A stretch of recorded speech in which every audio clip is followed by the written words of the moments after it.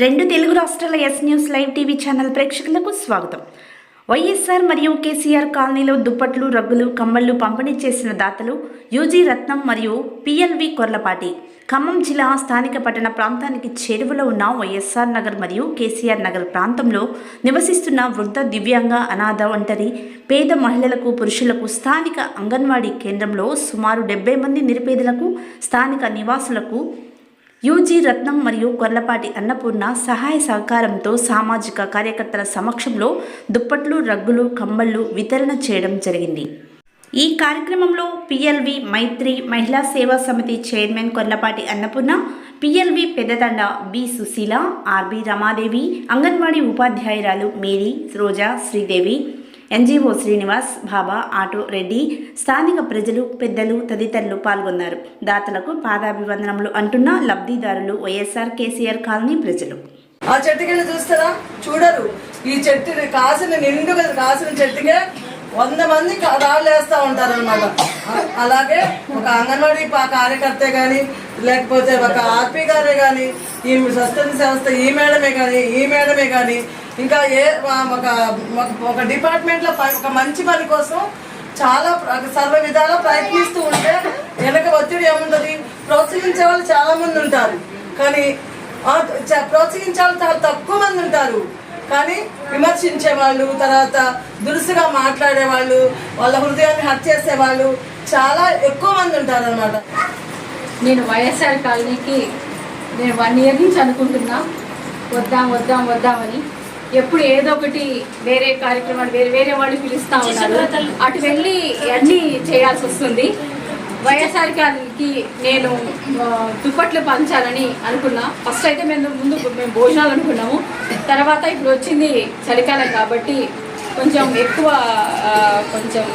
మతిస్థిమితం లేని వాళ్ళు, ఒంటరి మహిళలు, వృద్ధులు, వికలాంగులు ఎక్కువ ఉన్నారని నేను ఇక్కడే ఎంచుకున్నాను.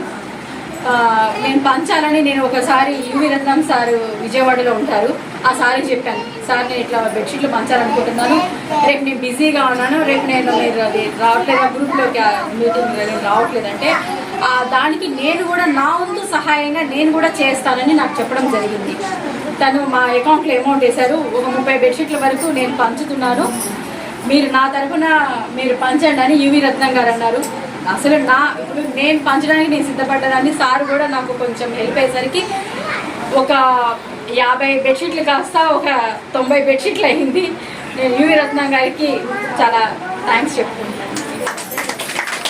ప్లాస్టిక్ సంచులు అది కప్పుకొని ఉంటే హృదయం చెల్లించిపోయింది.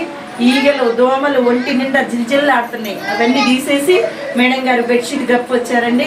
నిజంగా మనము సేవలు అందుకుంటూ మనం కూడా అనేకులకు మాట రూపంలోను, క్రియ రూపంలోను సాధనైన ఆర్థికంగా సహాయం చేస్తూ మీరు కూడా మేడం గారి వల్ల అనేకులకు మేలు చేసే బిడ్డలుగా ఉండాలని, ఆ బిడ్డకు రాత్రి బెడ్షీట్ కప్పినాక సమృద్ధిగా మంచిగా నిద్రపోయినాడు. నాకైతే ఎంత సంతోషం వేసిందో.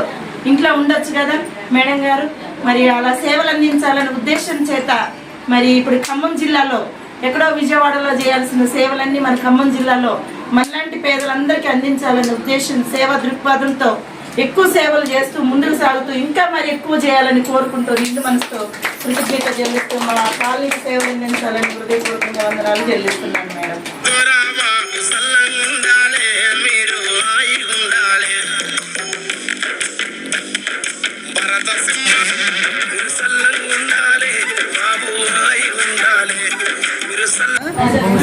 వంశీయా చదువుకున్నావా? అయితేనా? ఇప్పుడు ఏం చేస్తున్నావు? ఖాళీగానే ఉన్నా.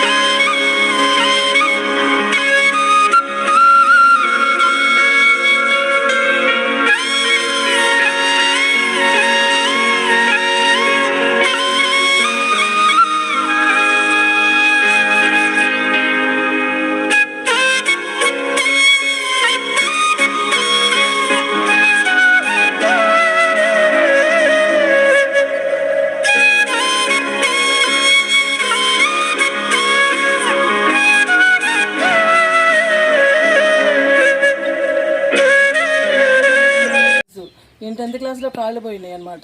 చదువుకున్నాడు, మాకు డిగ్రీ దాకా చదువుకుండు. ఈయనకి మరి గవర్నమెంట్ నుంచి ఏ రాయితీ కూడా లేదు, పెన్షన్ తప్ప.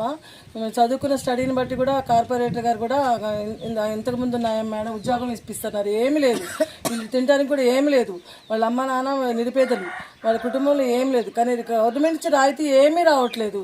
కానీ బాబా 2 కాళ్ళు లేవు, పూర్తిగా లేవు. ఏ పని చేసుకోవడానికి 2 కాళ్ళు ఉంటేనే కదా నడిచేది. మరి చేతులు ఉన్నాయి, మరి చేతులతో రాస్తాడు కానీ ఆయన ఏం చేయలేడు. మరి నిస్సహాయ స్థితిలో ఉన్నప్పుడు మరి మేము వాళ్ళ ఇంటికి వచ్చి మేడం దాతృత్వ హృదయం కలిగి మేడం మేము ఇంటికి తీసుకొచ్చాం. ఈయనకి కొంచెం చేతిని ఒక బెడ్షీట్ ఇవ్వడానికి దేవుడు మేడం వచ్చి అవకాశం కల్పించారు.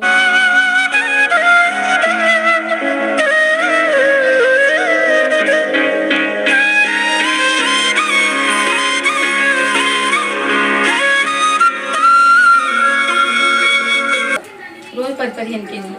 ఎన్ని బస్తాలు ఇస్తారు మామూలుగా?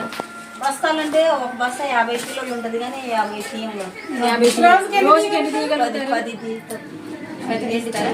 ఎంత ఉంటుంది కేజీకి? 20 కేజీకి 20 రూపాయలు. రోజుకి 20. ఎన్ని కేజీలు తీయగలరు?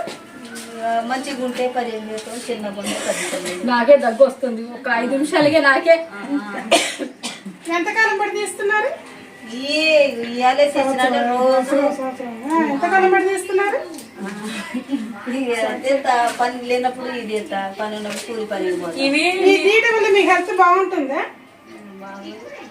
అంటే తీయడం వల్ల ప్రాబ్లమ్సా లేకపోతే అంతకుముందు మామూలుగా వేడి చేస్తుంది?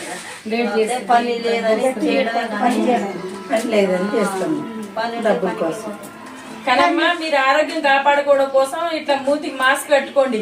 ఎందుకంటే రైతులు దీంట్లో చాలా ఫిటిలైజర్ మందులు కొట్టారు, చాలా విలువ గల రేట్ అయిన మందులు కొట్టారు. ఆ మందు పవర్ అంతా మనం తెంపుతా ఉంటే ఆ డస్ట్ అంతా మనం ముక్కులోకి పోయి మనకు డస్ట్ ఎలర్జీ లాగనో లోపల ఇన్ఫెక్షన్ లాగనో అటువంటి ఆరోగ్యరీత్యా ప్రమాదం వస్తుంది. నువ్వు చూసే 10 రూపాయలు 20 రూపాయలు కేజీ చేస్తున్నావంటే వీటి వల్ల ఎంత ఇబ్బంది ఉంటుందో ఒకసారి ఆలోచించుకోండి. ఇదే మార్గం అనుకోబాకండి. మీరు ఎక్కడైనా చేయగలిగితే